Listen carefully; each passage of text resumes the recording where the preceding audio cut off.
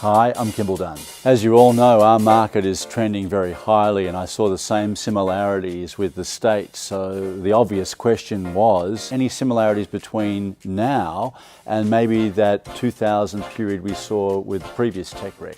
This period of prosperity in both business and real estate, it's extraordinary. It is. Apple's valued at $900 billion. It could be the first $1 trillion company. Berkshire Hathaway have just bought 5% of them, which is the old value model that's now decided to, embark on technology. I look back on a previous period, the late 90s, and in the late 90s I recall the same sort of thing happening where companies were growing from small numbers of employees and they were allowing for an amazing amount of growth that they expected to have. We all made a lot of money then, and then of course 2000, 2001 came and we got the tech wreck.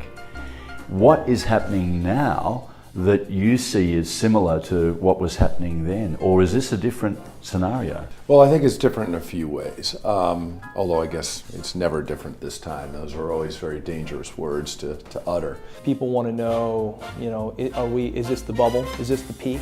And by the way, I've called the peak the last 3 years in a row, and the peak seems to keep changing. But many of our strongest companies of today were either born in those time periods, like Google and Facebook, or had survived, like Apple, that downturn.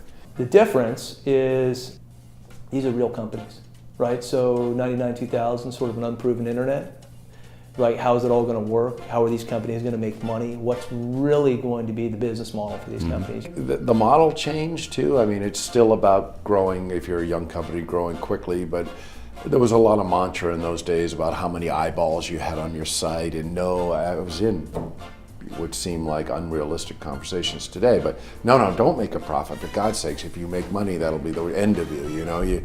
You need to grow. Yeah. Keep pushing that in. It's all about how fast you can grow and how big you can get and how quickly.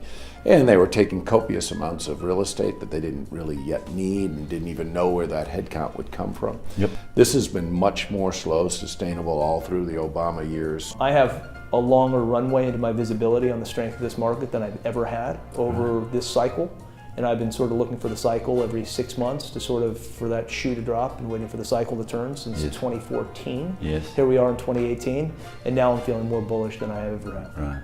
I think it got to the point where a lot of those larger companies just said, hell with it, we're going for it. If we don't, he will. All of the money coming back in from the Googles, the Apples, all of the overseas money is a massive shot in the arm for the U.S. economy. We are not seeing a slowdown at all on the commercial real estate side. We're seeing a ramp up, if anything.